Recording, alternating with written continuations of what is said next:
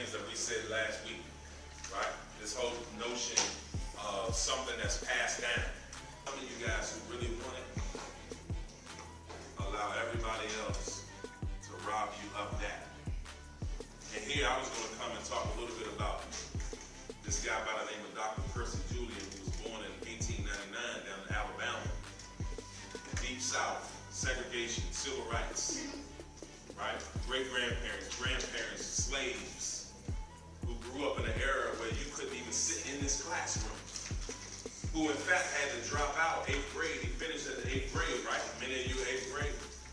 He could not go to high school simply because he was black.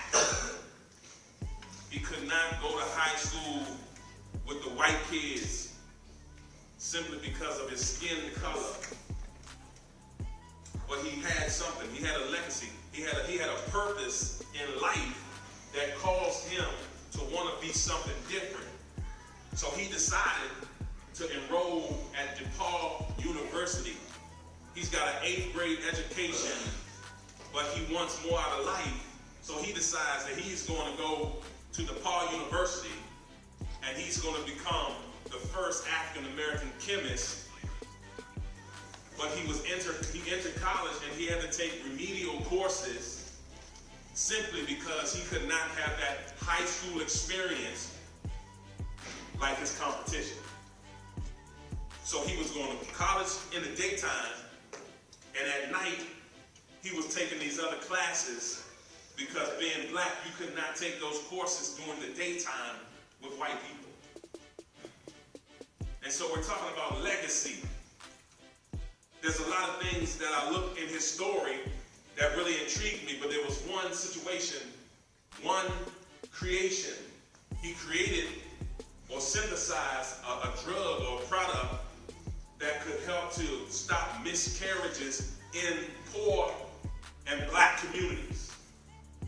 Now think about that for a second, and that might just be something that, you know, like I don't even understand miscarriages, I don't even understand the whole birthing process. But if you have a miscarriage, let me just put it out there. If you have or know of a woman who has experienced a miscarriage, that means she did not have the baby. There's a certain excitement that comes when a woman and a man find out that they're pregnant for something. There's something like, yo, I don't want it, let's end that, you know what I'm saying? How many of you guys are actually excited about being pregnant? You know, when I look at you,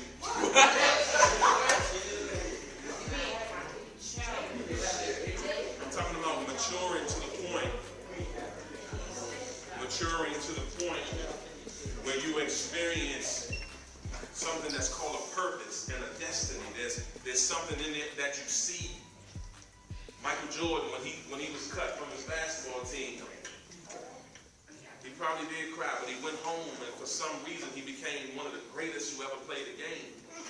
Simply because he didn't allow just one shut door or a situation or a circumstance to stop him from being who he believed he could be.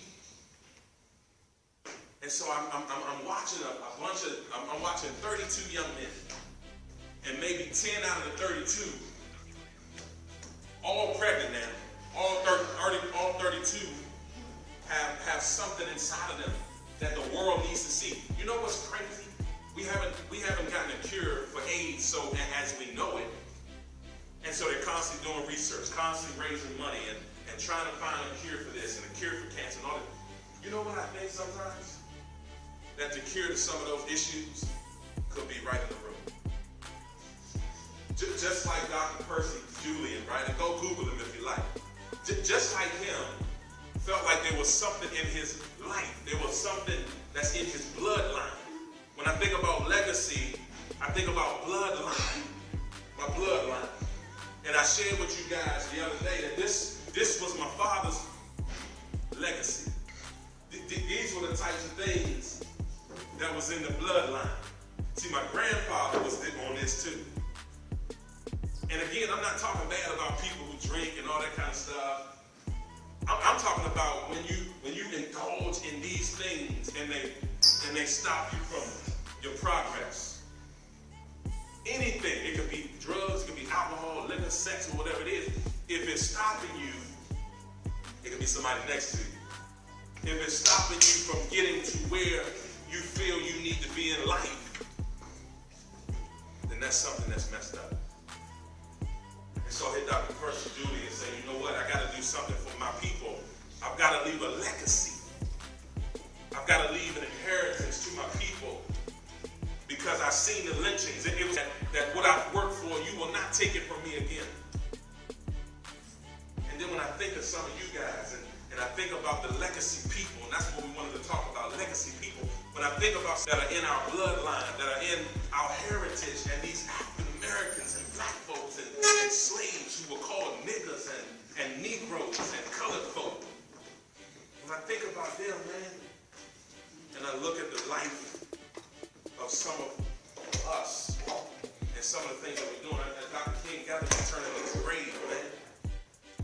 He got to be flipping in his grave, because everything before the water hose and the dogs on him, the hateful words, man, the bomb threats and the threats against his family. Can you imagine what that feels like? As a man, you do two things. You protect and you provide.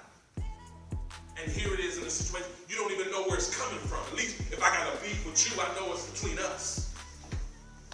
But you got a man who's trying to leave a legacy for these niggas who are shooting and killing themselves. And I'm doing all this, putting my kids in danger. Taking food from my kids to feed America. For the pain, not just in the black community, but in all places. He said, injustice anywhere is injustice everywhere. And so what goes on over in El Salvador, if people are being abused, it should matter to us. People in Southeast, Capitol Heights, Northwest, Northeast, it should matter to us. Because we're all part of the human race. So Dr. Percy Judy, and I just wonder, how many of you guys have the heart enough and the courage? You know what? It takes courage to come in here. It takes courage to come in here and think. To think about something in your life. It takes courage every time you come in here. I'm going to challenge you to look in that mirror, to think different and to look different. And to do something different with your life. Leader, you got something that not everybody has. But you allow some of these knuckleheads around here to rob you of that. Robbing you of your destiny. Every time they rob you, it takes you longer to get where you want to be.